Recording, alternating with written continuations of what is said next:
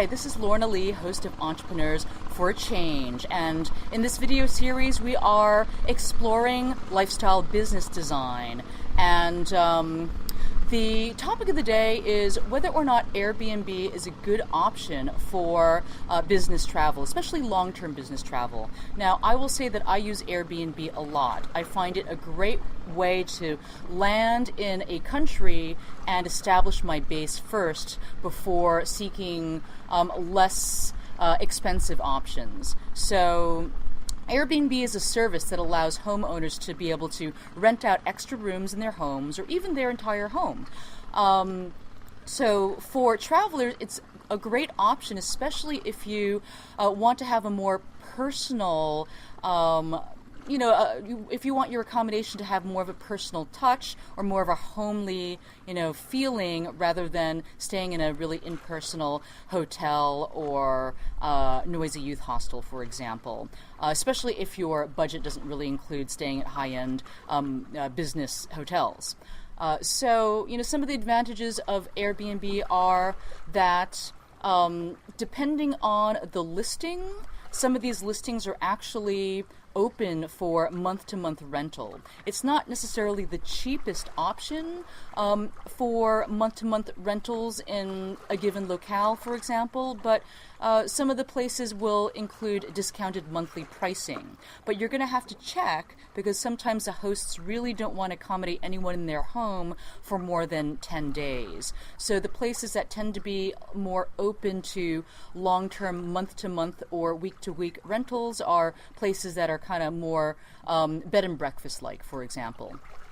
Another advantage of using Airbnb is that you will have access to internet most likely than not. But you'll have to check because some of the profiles include the amenities, and so you're going to have to see whether the place has Wi-Fi or not. It's great to be able to look at all the details of what the Airbnb listing has. And so another advantage of Airbnb is that you can check out the profile and look at the different photos. The more marketing savvy the Airbnb host is, the more photos that they typically will upload of their listing, and so that you can have an idea of exactly what you're getting. Is there a really cozy living room space? Is there a desk in your room that you can work from? A lot of important details. Chances are, because you're staying in a home-based environment, you will be able to have access to a desk, which will allow you to work for long periods of time out of your Airbnb residence. A lot of hotels and youth hostels and bed and breakfasts don't actually have a desk in the room that you're renting because it's really geared more for tourists. Another advantage of staying with Airbnb is the relative security. Because you're staying in a private home, there's a lot less random traffic and travelers passing through, so I usually feel safer leaving my laptop and my external hard drive and my electronic gear in an Airbnb home rather than leaving it in a youth hostel or leaving it in a hotel. Some of the disadvantages of Airbnb include the cost. It's really not the cheapest option in some locales, especially in Southeast Asia where there's an abundance of inexpensive and nice hotels that you can choose from. In a place like Brazil, I found it absolutely indispensable because the alternate service for finding month-to-month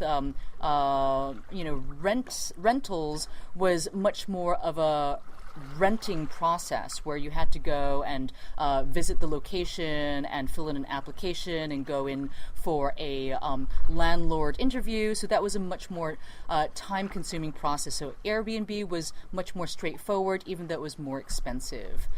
Let's see.